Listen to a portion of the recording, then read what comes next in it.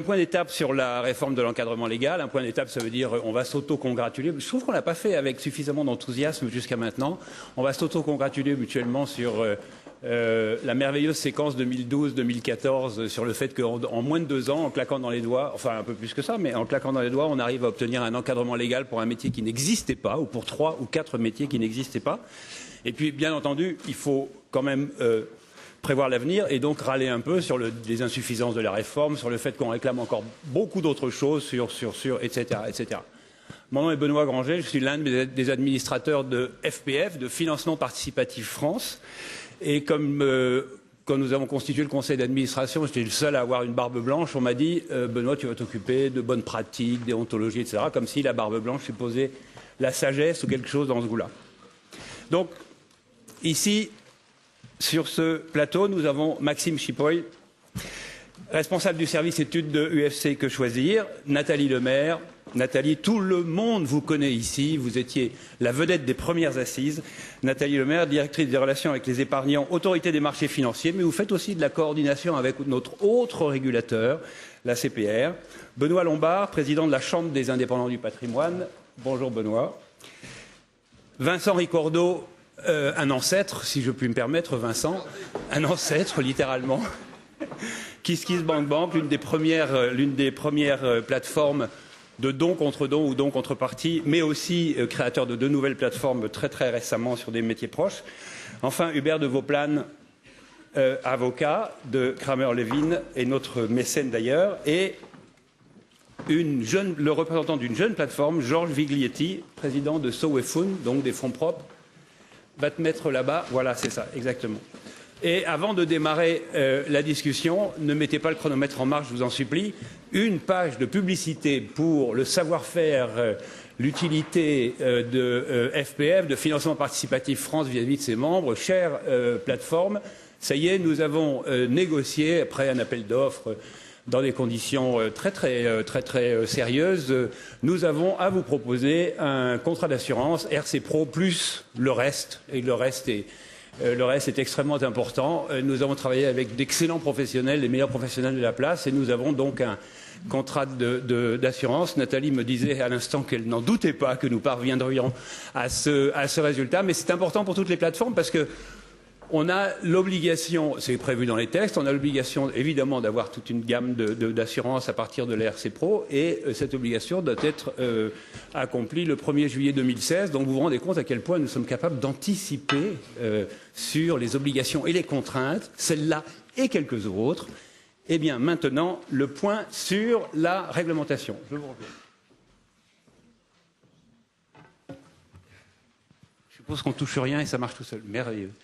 Écoutez, je vous propose d'abord, allez, on a 40 minutes, on peut en passer 3 ou 4 à s'auto-congratuler. Tout le monde est content du cadre législatif et réglementaire, Nathalie? Tout le monde est content? Quel est le... Étant l'otage de service, je commence par prendre le micro parce qu'après, je ne sais pas ce qu'on me réserve, donc ce qui est fait ne sera plus à prendre. Oui, je voudrais qu'on fasse quand même un petit flashback il y a 2 ans, où effectivement nous avions vu avec la CPR un certain nombre de questions qui se levaient de la part de porteurs de projets, de la part de plateformes, de la part d'investisseurs également qui voulaient savoir quel était le cadre dans lequel ils pouvaient évoluer. Et c'est vrai qu'il y a 2 ans, en particulier en ce qui concerne les titres, quasiment tout était impossible puisque, à moins de rester dans les petites possibilités qu'offraient les textes à l'époque, par exemple le cercle restreint, ce genre de choses, vous voyez que tout à l'époque était interdit. Je trouve que le mode de fonctionnement qui n'a pas simplement comporté des consultations officielles, mais qui a vraiment été un travail par itération successive pendant plus de 18 mois, a été extrêmement productif et on en a encore les preuves maintenant puisque nous avons un peu de retour d'expérience et nous avons déjà examiné un certain nombre de dossiers d'agrément avant transmission auprès de l'ORIAS pour inscription et on a effectivement un cadre qui est souple, qui permet à de nombreuses initiatives très différentes de pouvoir trouver une sécurité juridique et qui également gouvernement maintient un équilibre, alors que peut-être certains trouveront encore insuffisant, mais qui maintient un équilibre entre l'ouverture, la possibilité de faire un certain nombre de choses et la protection de l'investisseur. Merveilleux. On protège les investisseurs. Voilà le représentant des protecteurs des consommateurs. Tu acceptes que je te présente de cette façon-là? D'accord. Donc, avant de passer à la discussion entre professionnels, vas-y, qu'est-ce que tu en penses, toi, un an plus tard ou 18 mois plus tard? Oui, alors en principe, à l'UFC Que Choisir, on est toujours assez critique sur les processus de protection des consommateurs. Il faut quand même dire que là, en 18 mois, on a quand même fait pas mal de progrès, puisqu'il y a eu vraiment une énorme différence entre l'approche qui était celle du départ sur le financement participatif, où globalement l'idée était vraiment de trouver des moyens de financement alternatifs au financement bancaire traditionnel. Mais quand on écoutait les autorités publiques, c'était vraiment sauvons les entreprises, mais quid des consommateurs?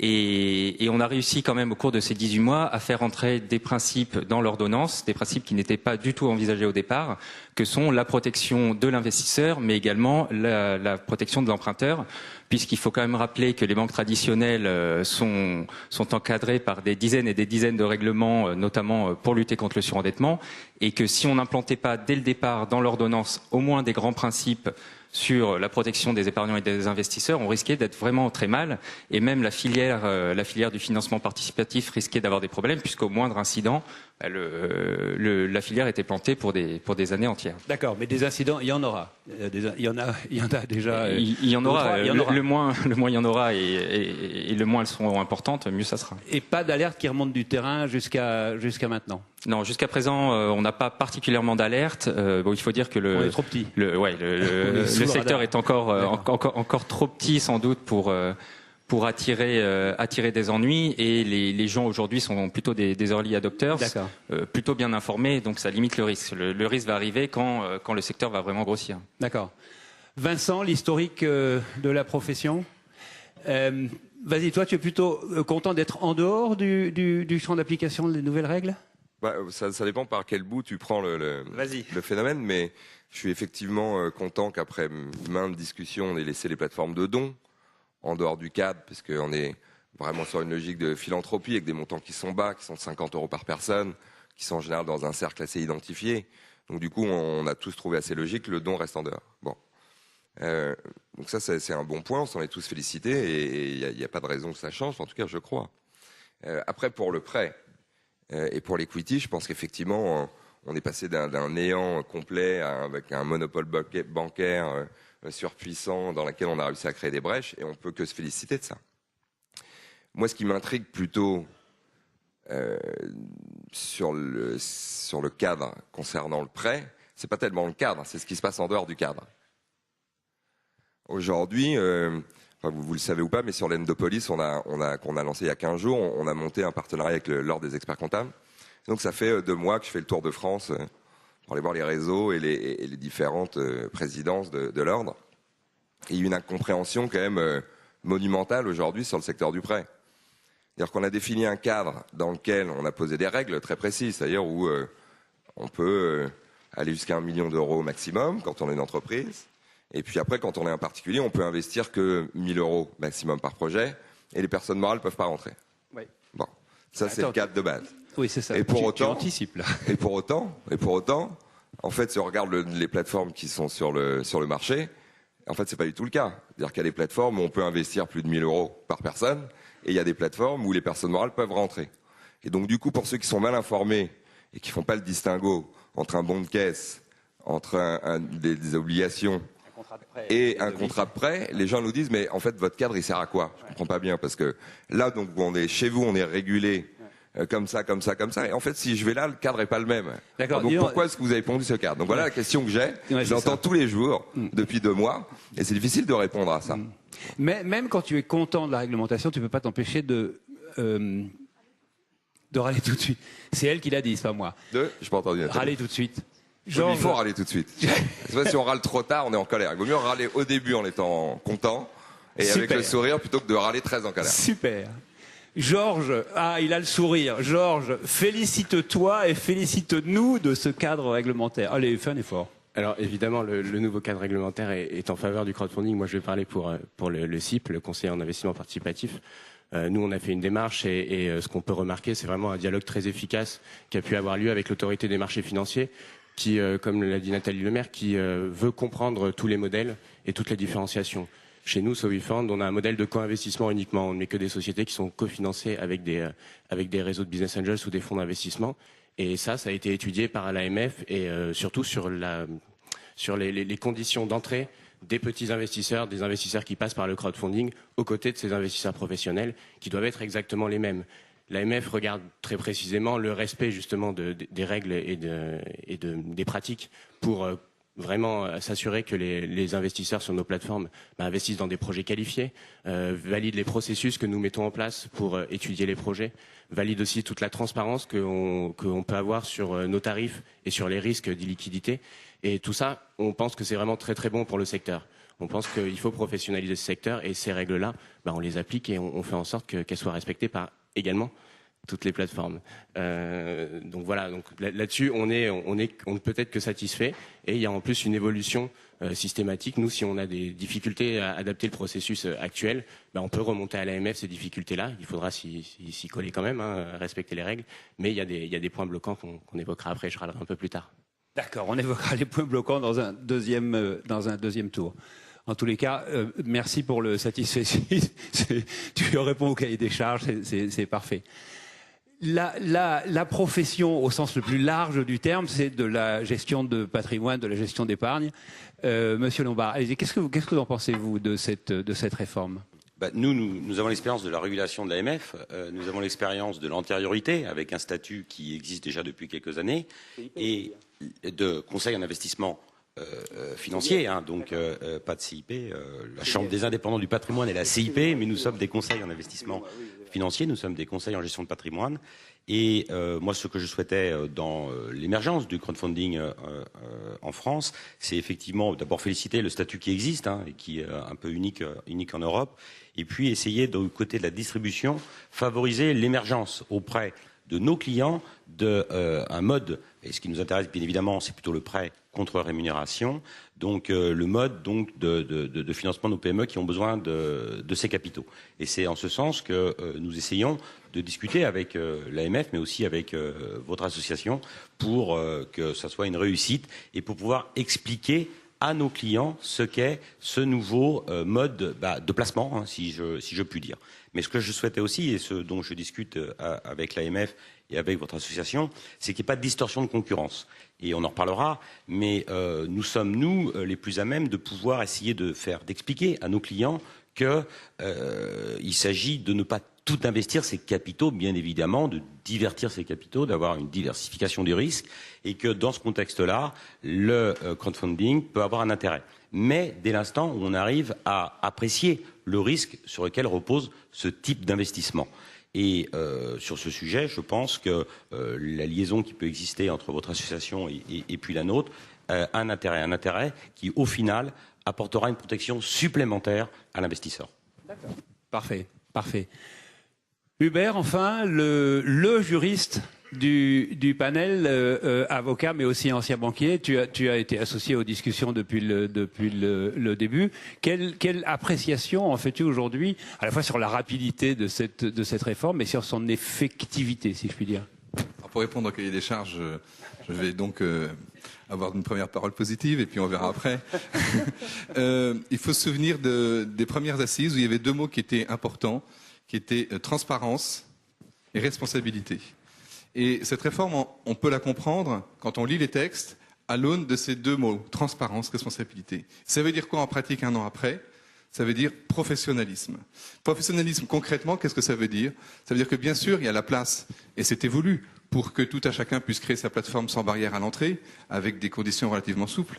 Mais ce que, en tous les cas, je constate avec les nombreuses plateformes qu'on accompagne, c'est que ce professionnalisme conduit ces plateformes à mettre en place non seulement des process, mais à recruter des gens de profil, que ce soit en investissement ou que ce soit en prêt d'anciens banquiers ou d'anciens investisseurs.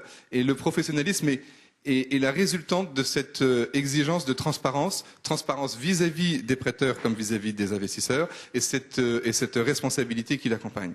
Alors, il y a une autre clé, il me semble, qui est intéressante de voir dans cette ordonnance, c'est que quand on regarde la manière dont sont rédigés les textes, Contrairement à des textes du Code de la consommation, ici, ce qu'on cherche à protéger, c'est moins l'emprunteur, enfin, je parle pour le prêt, hein, mais c'est aussi vrai pour l'investissement, que le prêteur ou l'investisseur.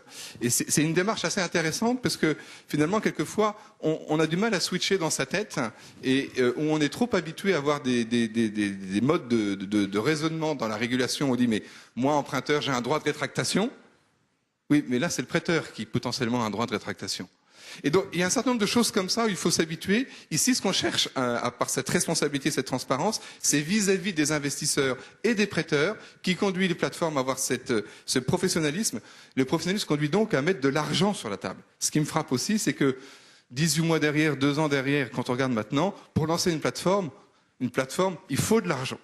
Et ce professionnalisme nécessite à ce qu'on fasse tout de suite appel à un premier tour de table, et peut-être même assez vite un deuxième tour de table, où il faut mettre immédiatement de l'argent pour créer sa plateforme, avoir son logiciel d'analyse de risque ou d'investissement, recruter les commerciaux, recruter des gens qui sont d'anciens banquiers ou autres. Et c'est coûteux.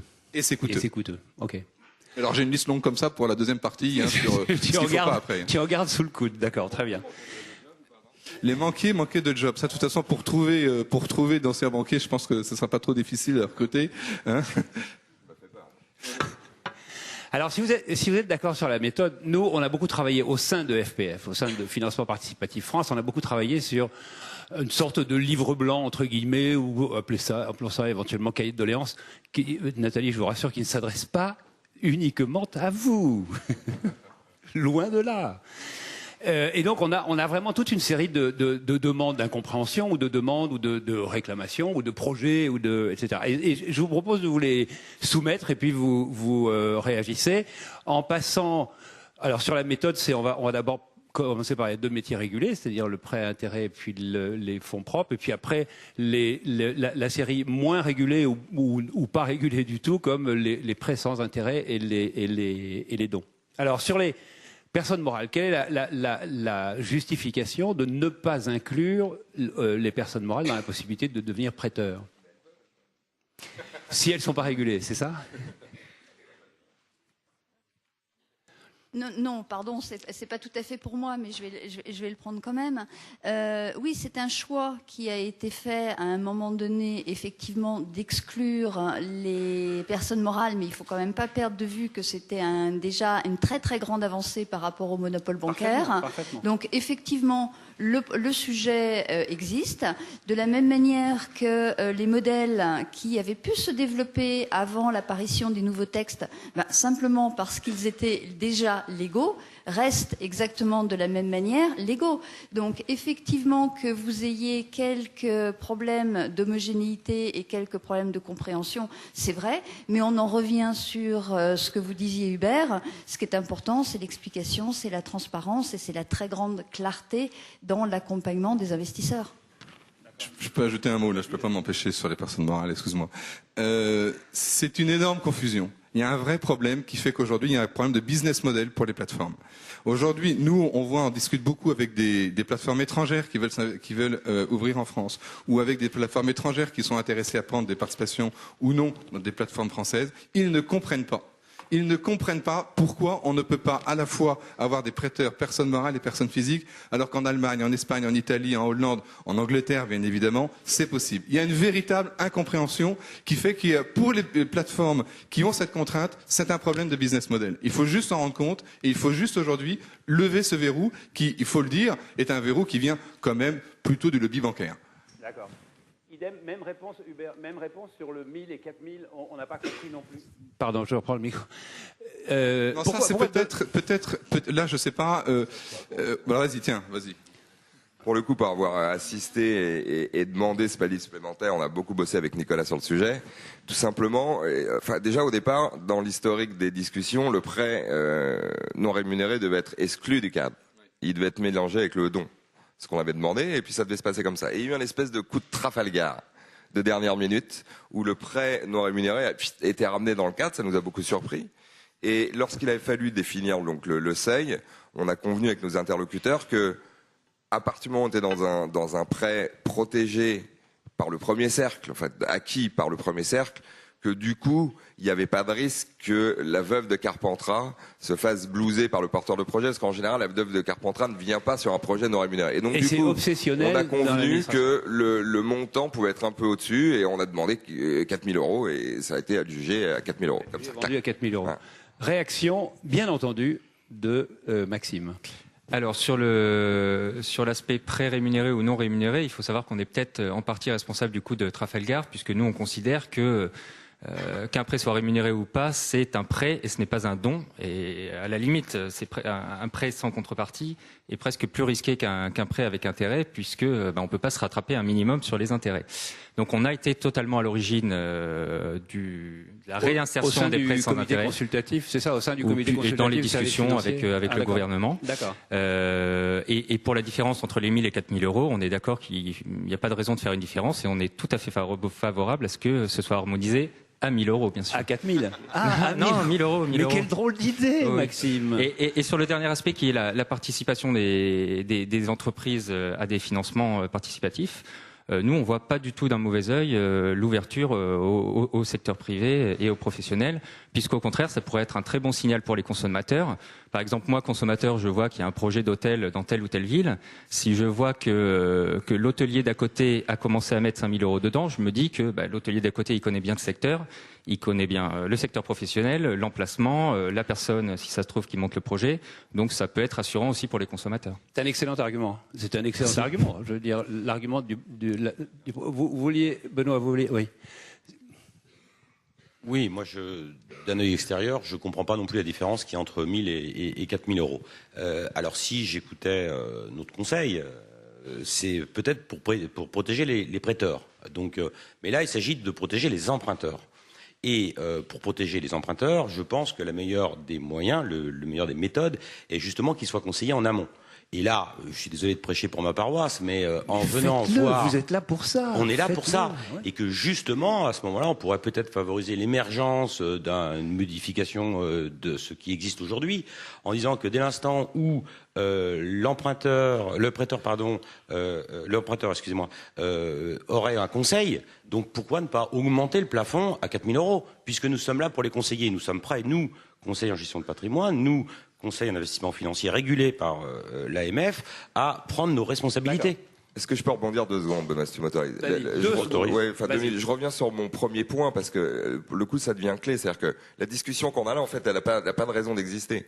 Qu'est-ce qui se passe avec les plateformes qui vont arriver? Les plateformes vont se positionner en dehors du cadre pour que les personnes morales puissent rentrer. Donc on a donc créé un cadre qui ne sert à rien, puisque je suis le seul à être dedans. Alors c'est cool d'avoir créé un cadre pour l'Endopolis, mais en l'occurrence, ça va pas tellement faire avancer le schmilblick. Donc c'est un faux problème. Nous ne demandons pas est-ce qu'on peut faire rentrer les personnes morales dans le cadre. Il faut se demander comment on peut harmoniser l'intégralité des règles pour toutes les plateformes. Sinon, encore une fois, on est face à un problème de transparence vital, à mon avis. Je ne parle pas pour l'Endopolis, peu importe, mais pour la compréhension du grand public. Ok. Simplement. Je voudrais juste rebondir sur très rapidement, parce qu'on la problématique des personnes morales. Mais enfin, je parle sous le contrôle de Nathalie ici présente. Si la plateforme prend le statut de PSI, les personnes morales peuvent venir. Ok. Ce serait bien que Nathalie réponde. Excusez-moi, je suis désolée, mais je ne vais pas répondre pour le domaine de compétences de la CPR. Donc, sur les titres, je vous répondrai, il n'y a pas de souci. Voilà, exactement. Non, elle n'est pas là pour être torturée, d'autant plus au nom de la CPR. On passe au fonds propre. Écoute, Georges, allons-y. Est-ce que tu trouves normal que des gens qui mettent 20 000 et des gens qui mettent 200 ou des gens qui mettent 20, le grand sourire, soient traités de la même façon? Est-ce qu'il faut qu'ils aient les mêmes conditions justement d'acceptation de leur dossier pour les laisser investir? C'est ça la question.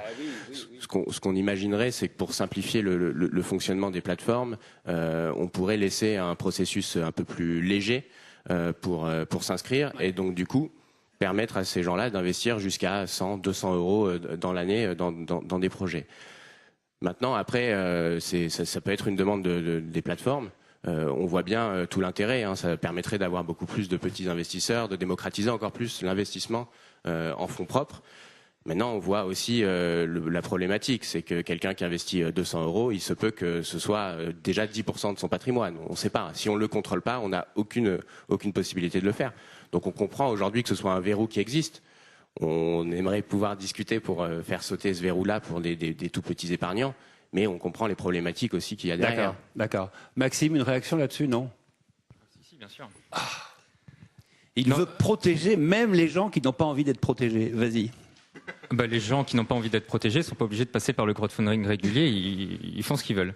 Nous, on est favorable au minimum à une égalité de traitement entre tous les investisseurs. Comme vous le disiez, 200 €, ça peut être une grande partie du patrimoine des gens. Je rappelle une fois de plus que la moitié des livrets A ont moins de 150 € dessus. Donc 200 €, c'est pas négligeable. Et si vous voulez vraiment que le crowdfunding marche, il faut pas commencer à sacrifier l'information des potentiels investisseurs. Si le crowdfunding pour se développer doit se faire avec une opacité totale, là vous pouvez être sûr que vous allez dans le mur. Attends, tu caricatures, pardonne-moi, mais tu es un peu... Alors, je vais enchaîner. La filière commence à peine et on parle déjà d'alléger des choses qui sont déjà très légères par rapport à ce qui existe chez les établissements de crédit, par exemple. D'accord, très bien. Mais beaucoup plus lourde par rapport à ce qui existe ailleurs à l'étranger. Alors, il y a un point, ouais, d'accord, mais il y a un point sur lequel je voudrais quand même très très fortement insister et qui nous différencie, mais radicalement, de ce qui est fait ailleurs. C'est que nous n'avons pas créé un crowd investing en titres qui soit réservé soit aux riches, soit à ceux qui ont des très gros salaires, soit à ceux qui ont des très très grosses économies. On a eu une logique qui a été volontariste et qui est inclusive. C'est-à-dire qu'effectivement, il y avait un exemple qui a été donné tout à l'heure que j'ai trouvé très intéressant avec le stagiaire qui a trouvé que c'était un bon projet et qui y a mis un peu d'argent. Bon, alors il est évident que pour le stagiaire, ça va représenter très vraisemblablement une part importante de ses économies. Et donc, il est important de s'assurer qu'il a bien compris dans quoi il investissait et que c'est compatible avec ses objectifs. Maintenant, si vous avez effectivement un client, mais vous le disiez vous-même fort justement, encore pour le savoir, faut-il lui poser la question, qui va juste par conviction ou par hobby mettre une part extrêmement minime de ses capitaux sur un projet, vous voyez bien que même en respectant totalement l'obligation de conseil qui est la vôtre et qui vous permet donc de toucher chaque citoyen en France sans barrière, c'est quand même extrêmement important d'avoir ça en tête, à partir de ce moment-là, effectivement, une fois que vous avez vérifié que l'impact est très minime sur les économies et que vous avez vérifié qu'il avait bien compris, un, que c'était très risqué et deux, que c'était pas liquide, vous pouvez quand même aller relativement vite. Il y a une logique globale. Comme je le disais, je suis assez d'accord. Je vois bien les dérives. Il n'y a pas de problème. Moi, ce qui me dérange, c'est un peu la différence de traitement fiscal, mais je crois qu'on va y revenir, justement, entre les riches et les moins riches. Oui, bien entendu, on pourrait traiter ça aussi. Ok, qu'est-ce qu'on peut demander là-dessus? Je veux dire, on peut aller supplier le gouvernement de nous laisser lui faire perdre un peu de recettes fiscales. Je ne suis pas sûr que le gouvernement actuel soit d'humeur à accepter ce genre de proposition. Bon, enfin, on peut toujours essayer. Non, il y avait une autre proposition sur la holding animatrice. Mais vas-y, Vincent, tu voulais rebondir sur ce que dit Nathalie. Pour moi, la vraie force du cadre, c'est celui que vous venez de définir. C'est-à-dire qu'on est dans la logique des pionniers du financement participatif, à savoir démocratiser en fait des logiques financières qui en général échappent à ces populations-là. On a sur KissKissBankBank convaincu 500 000 personnes de devenir micro-mécènes. Ce qui nous intéresse sur l'Endopolis, c'est de convaincre 500 000 personnes de devenir micro-investisseurs. Et c'est pour ça que le seuil de 1 000 €, pour moi, n'est pas un souci majeur dans un premier temps. Parce qu'encore une fois, la logique de nos plateformes doit faire que lorsque l'investisseur ou le prêteur arrive sur la plateforme, l'entraîner à dispatcher au maximum le montant qu'il avait prévu d'investir. Donc du coup, ce seuil-là n'est pas véritablement bloquant. Ce qui est bloquant, c'est ce que j'ai dit en préambule. Mais le seuil lui-même de 1 000 € me paraît pas être un vrai problème tant qu'on est dans une logique qui est la mienne.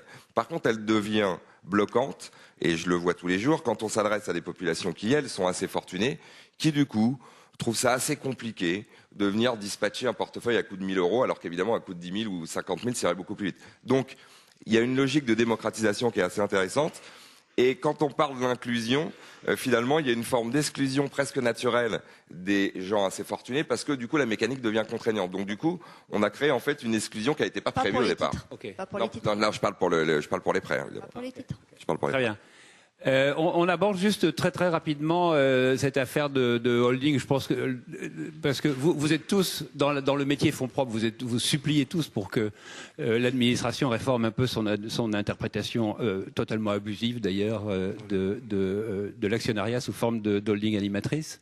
Alors voilà, c'est ça que je disais comme différence de traitement fiscal. Aujourd'hui, pour être très concret, les plateformes qui souhaitent, comme nous, comme Sovifund, permettre à tous d'investir à partir de montants abordables, 100 euros, 50 euros, 200 euros, elles sont obligées de créer une société intermédiaire qui vont accueillir ces investisseurs-là, et après c'est cette société intermédiaire qui va investir dans la société cible. La problématique, c'est que nous, avec l'AMF, les plateformes qui utilisent ce modèle-là, Sovifund en particulier, on a discuté sur comment fonctionnaient ces holdings, et c'est vraiment des holdings miroirs. Elles représentent ce que fait la société cible. Mais le problème, c'est que fiscalement, c'est pas du tout miroir, c'est un écran fiscal, et donc du coup, on peut pas bénéficier, les petits investisseurs, de défiscalisation sur l'UR ou sur l'ISF. Ça, c'est une vraie problématique qui est en train d'être résolue sur. Tu as vu qu'on a des alliés quand même là-dessus, bien entendu du côté des business angels, mais aussi il y a un amendement. Je ne sais pas ce qu'il est devenu depuis, mais il y a un amendement qui a été. Alors oui, c'est en cours pour créer un statut de société d'investissement de business angels spécifique au réseau de business angels, avec les deux conditions principales qui étaient d'avoir 2 salariés à la fin de l'année après la levée de fonds et les 49 actionnaires, des conditions qui avaient été amenées après l'instauration de la loi de FEPA, 2-3 ans après, pour éviter les dérives. Encore une fois, ça partait d'un bon sentiment. Ça part souvent d'un bon sentiment de la part de l'administration fiscale. Oui, j'ai remarqué ça, oui, c'est vrai. On est d'accord. Donc ça partait d'un bon sentiment. Aujourd'hui, ces verrous-là, ils risquent de sauter pour les sociétés d'investissement de business angels, mais ils ne sauteront pas pour des sociétés d'investissement participatif qu'on souhaiterait créer, parce qu'il faut que ces sociétés-là soient bénévoles. Nous, on est des sociétés commerciales, il faut qu'on puisse se rémunérer sur la sortie de ces holdings-là. Donc nous, on plaide pour ça, on plaide pour la création d'une société d'investissement participatif. Je sais que ça ne concerne pas l'autorité des marchés financiers, mais pour créer ce statut-là, des sociétés qui seraient gérées par des CIP et qui permettraient aux petits investisseurs qui rentrent dans ces holdings de défiscaliser de la même manière que les gens qui mettent 20, 30, 50, 100 000 euros peuvent défiscaliser. Pourquoi aujourd'hui, quand on met 100 euros, on ne peut pas défiscaliser ? C'est purement pas logique, quoi. Oui, Benoît Lombard, une réaction là-dessus ? Non, vous vous sentez pas concerné ? Totalement, un peu, mais juste pour rappeler qu'effectivement, si la problématique des holdings, c'était pour éviter les abus post-2008. Bon, donc effectivement, une réforme pourrait être envisageable et qui irait dans le bon sens. Ok, très bien. Il nous reste 10 minutes. Est-ce qu'en 10 minutes, on peut aborder l'autre partie de la finance participative, celle qui est peu ou pas régulée ? Parce que il se pose des problèmes pour certains inattendus. Nous avons, en tant qu'association couvrant l'ensemble des métiers, les 4 métiers, des incompréhensions et éventuellement des demandes à faire avancer vis-à-vis de diverses administrations. Pas nécessairement auprès de Nathalie d'ailleurs, mais plutôt vis-à-vis du ministère qui nous héberge aujourd'hui. Hubert, on peut faire un point sur les questions de TVA sur les contreparties. Je vois un visage un peu interrogatif. Oui, parce que je risque d'être... donc je préfère... D'accord, très bien. En fait, je suis l'avocat d'Hubert, personne ne le sait, mais... C'est très très bien. Parfois, il en a besoin, oui. Il est défendu. En deux secondes. Je pense, c'est ma conviction personnelle, et d'ailleurs nos textes sur KissKiss sont rédigés dans ce sens. Si le don contre don a été laissé en dehors du cadre réglementaire, c'est qu'on accepte un certain nombre de choses, qu'on est bien dans une logique de philanthropie, qu'on est bien dans une logique de micro-projets. Il faut savoir que les plateformes, même les grosses américaines, dépassent pas 5 ou 6 000 euros en moyenne de projets. On est donc bien des machines à fabriquer des micro-projets, même s'il y a quelques exemples qui vont bien au-delà et qui intrinsèquement sont un petit peu à part. Mais globalement, sur ces plateformes, qu'est-ce qui se passe ? Les gens donnent, pour 60% des cas, une fois 50 euros. C'est ce qui se passe sur les plateformes. Et puis il y a 40% des cas où les gens reviennent un certain nombre de fois. Et de l'autre côté, ceux qui portent les projets sont des gens qui en moyenne collectent 4 ou 5 000 euros. Ce qui veut donc dire qu'on est dans une espèce de collecte un peu familiale élargie via les réseaux sociaux. C'est comme une espèce de chapeau électronique qu'on tend, et puis les gens mettent un peu d'argent dedans.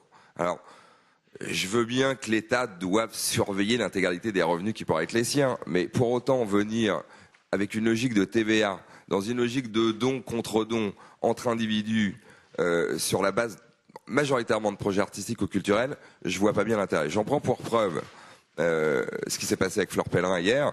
Fleur Pellerin hier a inventé une nouvelle médaille qui s'appelle la médaille du donateur. Et elle a gentiment donné ces médailles aux 2 plus gros KissBankers. Je crois qu'il y avait MyMajor aussi et Ulule. J'y étais pas, mais je pense qu'il y avait au moins 3 plateformes. Donc Fleur Pellerin, qui suit quand même l'histoire depuis le début, elle considère que on est bien en phase de donateur. Voilà. Et oui, du coup, venir calquer une logique de TVA quand on est sur une logique philanthropique entre des individus, je vois pas bien le sujet. La parole, ça tient. J'ai laissé parce que je voulais illustrer par Vincent. Mais ça tient à une forme de régulation des nouvelles activités chez nous qui est toujours un peu compliquée. C'est-à-dire que lorsqu'on a une nouvelle activité, on tombe dans le droit commun en quelque sorte. Et quand on ne sait pas, c'est le droit commun de la TVA, c'est le droit commun de l'IS, c'est le droit commun de ce qu'on veut. C'est-à-dire qu'on n'accompagne pas une nouvelle activité pour tout un tas de raisons qui ne sont pas forcément mauvaises d'ailleurs, avec un régime spécifique. Ce qui est important de noter, c'est qu'il n'y a pas forcément, ici on ne demande pas ce qu'il y ait une réduction de l'impôt, parce que c'est une nouvelle activité qui ne génère pas encore de l'impôt. Donc c'est une question de réflexion et de mode de pensée au niveau de l'administration. Comment accompagner une nouvelle activité en mettant en place un régime favorable pendant un certain temps, quel que soit sur la TVA, sur l'IS, sur l'IR, parce que de toute façon, il n'y a pas de perte d'impôt. Et on le voit pour le crowdfunding, on le voit pour le bitcoin, on le voit pour tout un tas de choses. C'est accompagner les nouvelles activités d'un régime fiscal favorable. Non, tout à fait d'accord. Cela dit... Benoît, pardon, je te coupe, mais pour finir sur le sujet, les plateformes payent toutes de la TVA. Oui, on a une commission qui est TTC. Donc, je veux dire, l'État collecte déjà à ce niveau-là. Franchement, les tâches supplémentaires à considérer qu'on fait de la prévente, sujet fallacieux pour en venir chercher la TVA dessus, me paraît complètement... Oui, non, mais presque irresponsable. Ok, tout à fait d'accord. Il y a quand même, pour revenir sur les subtilités optimistes d'Hubert de Vauplane, on a quand même un certain nombre de cas. Pas le petit projet avec des gens à 20 € qui financent un projet à 2000 €, mais rajoute un zéro. Des gens qui, je sais pas quoi, éditent un livre, éditent un CD, éditent un DVD, etc., et qui donnent comme contrepartie à leurs financeurs ce qui correspond à la valeur marchande du projet en question. Premier point. Deuxième point, il y a aussi, parmi les innovations auxquelles faisait allusion Hubert, il y a aussi le fait que, où tu le citais à l'instant, Vincent, la plupart des petits concerts, effectivement, le paiement des artistes, à la fin, c'est on fait tourner le chapeau et chacun met dans le chapeau. Et donc, ça ne laisse pas de traces. Or, notre problème aujourd'hui, c'est que tout laisse des traces. Tous les paiements électroniques laissent des traces. Je veux dire, un fonctionnaire zélé de ce ministère qui nous héberge appuie sur le bouton et à la liste des gens qui ont mis 20 €, 10 €, 50 €, etc., etc. Et pris dans son zèle pourfendeur de perte de recettes pour l'État, pourrait demain matin ou la semaine prochaine aller rechercher à la fois si ça a constitué un revenu pour le porteur de projet, à la fois s'il y a une opération qui ressemble à une prévente, et à la fois si, par exemple, pire encore, tu vas sangloter de stupéfaction. Est-ce que ça constitue pas une vente à distance? Et le contrat de vente à distance, c'est l'horreur totale et absolue. Enfin, je veux dire, dans nos situations, ne souriez pas, Nathalie. C'est pas parce que ça s'adresse pas à vous que vous devez sourire, hein? Bon. Donc, on a d'énormes problèmes de ce côté-là. On a d'énormes problèmes de flou. Et en général, on ne sort du flou, comme disait un grand ancêtre, qu'à son détriment. Et là, je crains qu'on en sorte à notre détriment. On a déjà eu des procédures d'homologation ou d'acceptation Orias AMF qui sont passées très bien, bravo, tant mieux. On a maintenant la DGCCRF qui est en train de... c'est pas une surprise pour toi, voilà, qui est en train d'essayer de comprendre certains des métiers que nous faisons. Et alors, quand des gens de la DCCRF s'intéressent à quelque chose, il y a de quoi rentrer la tête dans les épaules. Et puis ensuite, il y aura les services de la TVA. Et puis après, l'impôt sur le revenu et compagnie, et l'IS éventuellement. Donc on en est là aujourd'hui. Je voudrais avoir votre sentiment, on va terminer, je voudrais avoir vos sentiments les uns et les autres sur ce risque global, ce risque systémique pour les 4 métiers de notre belle et innovante profession. Qu'en pensez-vous? Vas-y Vincent, je sais que tu as des positions offensives là-dessus. Moi je pense que le risque n'est pas là. D'accord. Pour moi le risque dans le crowdfunding, il n'est pas sur des sujets fiscaux. Il est sur la collusion évidente avec la finance traditionnelle. Il est là le risque pour le crowdfunding. Le crowdfunding est né, on verra dans la salle, je veux bien de la salle sur le sujet, mais il est né d'une volonté de l'individu, du coup, de pouvoir financer des projets directement, se rapproprier son épargne et décider du lundi matin de devenir micro-mécène et puis le mercredi après-midi de devenir micro-investisseur. Ce qui est en train de se passer je reviens pas sur ce que je disais tout à l'heure, pas seulement pour l'histoire réglementaire, mais pour l'histoire d'appétit, c'est que les volumes sont tellement gros maintenant sur le financement participatif que on commence à voir les institutionnels rôder autour et venir en masse sur les plateformes. Prenons l'exemple de Lending Club qui est passé en un an de 95% d'argent provenant des particuliers à 80% d'argent qui viennent des institutionnels. Pour moi, le danger, il est là. Le danger, il est là parce que la logique n'est pas d'exclure les institutionnels du crowdfunding, ça n'aurait pas de sens. Je pense qu'il y a une logique à ce que les institutionnels viennent surabonder sur l'intelligence collective et venir compléter finalement ce qui vient du crowd. Mais le problème, c'est que si on inverse et qu'on arrive avec 80% d'additionnel et 20% de grand public, on pose un problème majeur. Comment va réagir le grand public à terme? Est-ce que ce qu'on appelle crowdfunding aujourd'hui n'est pas remis en cause sur ses fondamentaux? Si, sous prétexte que ça génère des revenus, et j'en vois, j'ai certains de mes petits camarades qui l'annoncent déjà dans la presse, qui ont comme objectif d'avoir 70 ou 80% d'institutionnels le plus rapidement possible. On est tellement éloigné des origines du crowdfunding, dans lequel il y a le mot full, que mécaniquement, je pense qu'on met en danger le système au sens large. Et il faudrait interroger le public, mais je pense que si la finance au sens large se substitue à la foule, je pense que la foule ne viendra pas. Et je pense qu'à terme, mécaniquement, nos plateformes peuvent s'éteindre. Pour moi, le risque, il est là. D'accord. Ok, une phrase de réaction chacun. Rifkin rattrapé par Adam Smith, finalement. Mais attends, je vais juste élaborer 2 secondes. Je ne sais pas si c'est un danger, mais c'est une réalité. C'est peut-être les deux, d'ailleurs. Et d'ailleurs, on emploie en France le mot financement participatif ou crowdfunding. Dans les pays anglo-saxons, plutôt du financement alternatif. Alternatif dans le sens que alternatif au mode bancaire. Absolument. C'est intéressant parce que en matière de prêt, par exemple, il y a un peu moins d'un mois, 3 semaines, une conférence à Londres, le Lendit. On ne parlait pas de crowdfunding ou de crowdlending. On ne parlait que direct lending ou alternative lending. Et c'est vraiment la finance, positivement ou négativement, j'en sais rien, qui investit ce monde-là. Ce qui montre bien que quand on regarde la liste des publiée par l'Orias hier ou hier sur le site agréé et quand est agréé par l'Orias, on voit finalement qu'il y a des plateformes qui ont une logique plutôt collaborative et des plateformes qui ont une logique plutôt financière. Est-ce que c'est un risque? En tous les cas, c'est une réalité. Ok. Georges, une phrase de réaction. Sur notre métier, je vais être un petit peu plus moyen terme, parce que les institutionnels, ils sont pas encore tout à fait sur l'equity, et nous, on veut travailler avec eux, et on pense que ça va se faire, mais que ça met un petit peu de temps, puisque nous, c'est notre spécificité, on travaille qu'avec des institutionnels et des professionnels.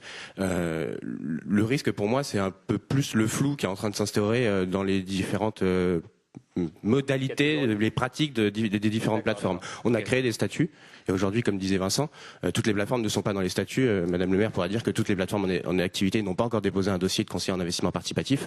Pour moi, il faut aujourd'hui réguler tout ça et faire en sorte qu'on rentre dans des statuts qui sont explicable à la foule. On est vraiment dans le public. Je vous remercie beaucoup pour la perche que vous venez de me tendre, parce que effectivement, nous sommes restés ouverts durant tout l'été pour pouvoir accueillir et travailler en amont avec nos différents partenaires plateformes sur la constitution des dossiers. Ça a été un été très très calme. Le mois de septembre l'a été un petit peu moins, et là effectivement on a eu une première fournée, soit d'acteurs historiques, soit de nouveaux projets qui arrivaient, qui sont venus très très vite. Ce que je voudrais rappeler, c'est qu'il existe un cadre depuis le 1er octobre, qu'il est tout à fait normal qu'il y ait un certain nombre d'itérations. Vous avez vu combien l'AMF est attachée à ce type de dialogue et que tout ne soit pas bouclé instantanément. Ça, c'est la vie, c'est logique. Néanmoins, il faut savoir que depuis le 1er octobre, toute plateforme qui agit en matière de titres dans le nouveau cadre sans avoir déposé son dossier à l'AMF et sans disposer d'une inscription à l'Orias est hors la loi. C'est du pénal. C'est 5 ans de prison, c'est 350 000 € d'amende potentielle, bien sûr, mais c'est du pénal. Donc oui, bien sûr, le nouveau cadre existe, il faut maintenant rentrer dedans. Alors, il nous reste exactement 42 secondes. Benoît Lombard et Maxime Chipoy. Ah, on a dépassé de 48 secondes. Benoît, une phrase... Juste une phrase, on n'a pas parlé d'un point quand même qui m'apportait. Moi, je conseille des personnes physiques. Nous conseillons des personnes physiques, des investisseurs. Et dans le cadre des prêts rémunérés, la problématique, elle est quand même fiscale pour nous. Lorsque l'on dit qu'on a 7% de rentabilité, mais que l'État en prend à minima 40%, ça les intéresse un peu moins. Donc sur ce sujet, je pense qu'il y a des travaux à faire et des réflexions à mener. Tout à fait. Tout à fait, tout à fait. Non, c'est vrai, on n'a pas abordé la question parce que c'est assez massif et je ne pense pas que ce soit notre profession qui soit un lobby significatif dans ce domaine. On est un peu petit et jeune. Hélas, on est encore un peu petit et jeune. Oui, mais il s'agit de. Arrêtez-vous. Oui, mais juste faire il s'agit engueuler. quand même. Enfin, vous le savez mieux que moi, Ouais. que les PME puissent trouver des financements Ah oui, pour oui, développer oui. leur activité. Enfin, il Parfaitement, en va quand parfaitement. même. C'est, j'allais dire, quelque chose qui au niveau national est très important. Parfaitement. On ne parle pas d'intérêt de créance, d'obligation d'État. Hein. Vous avez tout à fait raison. Maxime, c'est toi qui as le mot de la fin. Allez, deux mots, transparence et liquidité. Et loyauté, non? Transparence, loyauté, responsabilité. Loyauté, c'est un principe de base. La transparence, puisque bon, les choses s'améliorent, mais on n'a toujours pas d'indicateur sur les sites du taux de défaut. Et ça serait un outil formidable pour que les consommateurs déjà prennent conscience des risques et en plus choisissent les plateformes les plus performantes en termes de risques. Et la liquidité, Madame Éclan le disait tout à l'heure, c'est un vrai risque. Je pense que beaucoup d'investisseurs ne sont pas au courant qu'ils vont avoir du mal à revendre leurs titres le moment venu. C'est tout à fait vrai. Eh bien voilà, on a dépassé de 2 minutes quand même. Vous avez été extraordinairement discipliné. Merci à vous de votre silence attentif.